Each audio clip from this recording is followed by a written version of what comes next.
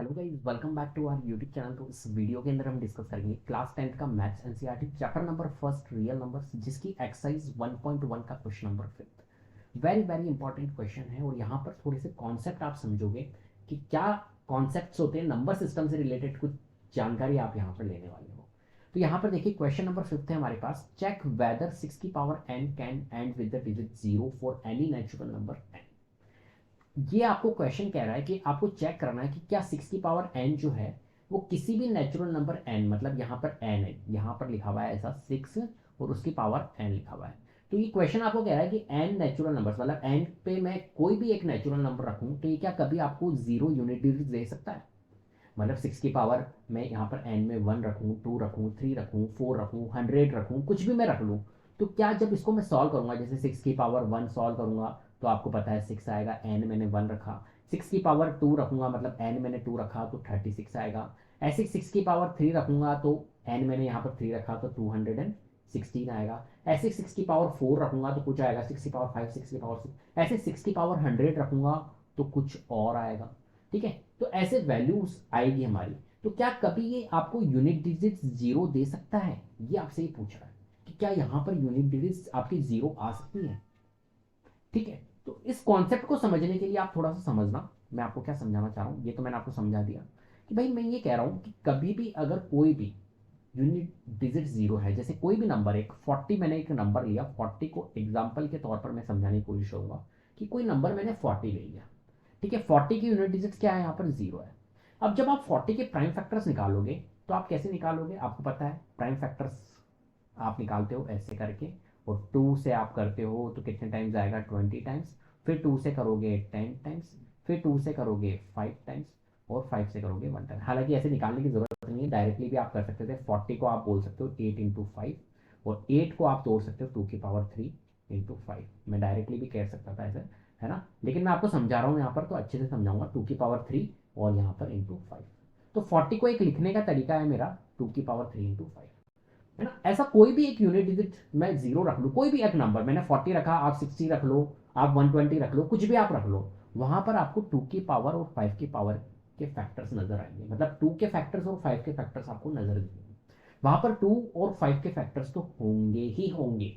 आप कोई भी नंबर उठा लो, 80 उठा लो, आप 120 उठा लो, आप 1000 उठा लो, आप 160 उठा लो, आप जो भी नंबर उठा लो जिसकी यूनिट डिजिट हमारी जीरो हो, वहां पर जब आप उनके फैक्टर्स करोगे तो वहां पर आपको 2 के फैक्टर्स और 5 के फैक्टर्स देखने को मिलेंगे। बात नहीं समझ में बिल्कुल आ गई। इसका मतलब है कि सर जितनी भी यूनिट डिजिट हमारी जीरो होती है, जिन भी नंबर की यूनिट डिजिट, वहां पर 2 की पावर और 5 की पावर के फॉर्म में फैक्टर्स होते हैं। तो जिस भी 2 की पावर और 5 की पावर के फैक्टर्स होंगे वहां पर, चाहे कुछ भी हो जाए। ठीक है, चलो इस कॉन्सेप्ट को आप समझ गए। अब मैं आपको समझाता हूं यहां पर इस क्वेश्चन को आप कैसे सॉल्व करोगे। मैंने आपको फैक्टर्स का फॉर्मेट समझा दिया। यहां पर देखो लिखा हुआ है 6 की पावर n, और ये पूछ रहा है कि क्या n में मैं कुछ भी वैल्यू रखूं तो 6 की पावर n जब मैं सॉल्व करूंगा तो n की ऐसी कौन सी वैल्यूज होगी, या n की कोई वैल्यू होगी भी या नहीं होगी जो उससे हमारा यूनिट डिजिट जीरो दे दे। तो देखो यहां पर हम क्या करेंगे, इसको चेक करने के लिए 6 के फैक्टर्स करेंगे। इस 6 के फैक्टर्स क्या होंगे, आपको जब 6 के फैक्टर करोगे तो 2 × 3 निकलेंगे। तो 2 × 3, हम 6 को एक तरह से फैक्टराइज करके 2 × 3 लिख सकते हैं, और उसकी पावर n है तो हम इसकी पावर होल पावर n लगा सकते हैं। अब देखो इसको जब हम सॉल्व करेंगे तो ये 2 की पावर n × 3 की पावर n हो जाएगा, होगा 2 की पावर 3 अब यहां पर आप देख रहे हो 2 की पावर n भी है, 3 की पावर n भी है, क्या 5 की पावर है कुछ, क्या यहां पर 5 की पावर है इसके फैक्टर्स के अंदर, नहीं। अभी हमने पढ़ा कि यूनिट डिजिट जीरो जब भी पॉसिबल होगी जब 2 की पावर और 5 की पावर होगी। यहां पर 2 की पावर है, 3 की पावर है, लेकिन 5 की पावर नहीं है। 2 और 5 का होना जरूरी है, तो 2 तो हमारा मिल गया, लेकिन 5 मिला गया यहाँ पर इसके फैक्टर्स के अंदर नहीं मिला। इसके फैक्टर्स के अंदर जब 5 नहीं मिला तो ये डिजिट जीरो से हमारा एंड नहीं हो सकता है। क्लियर है बात। ठीक है, ये कॉन्सेप्ट मैंने आपको समझाने की कोशिश की है। अब करना कैसे है ये इंपॉर्टेंट है, आप इस क्वेश्चन को कैसे सॉल्व करोगे। ठीक है, तो कोई भी एक नंबर ले लो, if any numbers end with the digit zero आप कह सकते हो। इफ, इसके लिए आपको लिखना पड़ेगा पूरा number. If any number end of the digit 0 for any natural number, या it should be divisible by, जिसका आपका यूनिट डिजिट 0 होता है वो डिविजिबल होता है 10 से। आपको पता है डिविजिबल बाय 10, बताओ होता है नहीं होता है? जिसका भी कोई भी, मैंने कहा 30, तो 30 डिवाइडेड बाय 10 से तो होगा। मैंने कहा 2000, तो 2000 डिवाइड बाय 10 से तो होगा। मतलब कोई भी नंबर जिसकी यूनिट डिजिट 0 है वो डिविजिबल 10 से तो होगा ही होगा। या हम कह सकते हैं अगर डिविजिबल 10 से होता है तो 10 के अगर हम बोले प्राइम फैक्टर्स तो 2 और 5 निकल के आता है, 2 इंटू 5 निकल के आता है, तो डिविजिबल बाय 10 तो होगा ही। या हम कह सकते हैं it will also be divisible, और it will also be divisible by 2 and 5। Clear है? ठीक है, चलो। तो मतलब 2 और 5 तो इसके फैक्टर्स होंगे। तो हम लिख सकते हैं यहां पर प्राइम फैक्टराइजेशन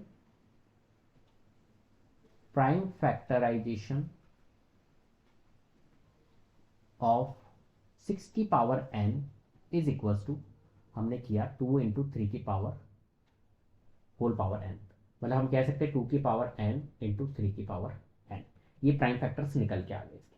ठीक है, अब आप देख रहे हो यहाँ पर 5 की पावर है क्या, यहाँ पर 5 के कोई फैक्टर्स है, 2 के फैक्टर्स नजर आ रहे, 3 के फैक्टर्स नजर आ रहे, लेकिन 5 का कोई फैक्टर नजर नहीं आ रहा है। तो हम कह सकते हैं यहाँ पर हमने ऑब्जर्व किया कि it can be observe that, it can be, पूरी लैंग्वेज आपको लिखनी है, it can be observed that, क्या ऑब्जर्व किया आपने कि 5 यहां पर है ही नहीं, 5 is not in the prime factorisation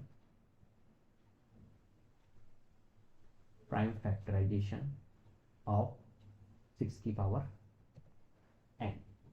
ठीक है, इसलिए हम क्या कह सकते हैं कि ये कभी भी डिजिट 0 से एंड होगा ही नहीं। Hence for any value of n, hence for any value of n, 6 की power n will not be divisible by 5। 6 की power n will not divisible by 5। Therefore हम एंड में स्टेटमेंट लिख सकते हैं, देयरफॉर 6 की power n can not, therefore 6 की power n can not end with the digit 0, with the digit 0 for any, 0 for any natural number and, इस तरीके से आपको पूरा लैंग्वेज का फॉर्मेट बनाना। ये सारी चीज़ें मैंने यहाँ पर सिखाई है, इसको तो आप रब कर सकते हो, ये कोई इतना कोई काम का नहीं है, ये मैंने सिर्फ आपको अंडरस्टैंडिंग के लिए समझाया। बाकी इसका जो सोल्यूशन होगा वो इस तरीके से होगा। क्लियर है? तो उम्मीद करता हूँ आपको वीडियो पसंद आई होगी। अगर वीडियो पसंद आई है तो प्लीज़ लाइक कीजिए, शेयर कीजिए, चैनल को सब्सक्राइब कर लीजिएगा, बेल आइकन को जरूर प्रेस कर लीजिएगा, जिससे कि अपकमिंग वीडियोस के नोटिफिकेशन आपको टाइम टू टाइम मिलते रहे। Thank you so much.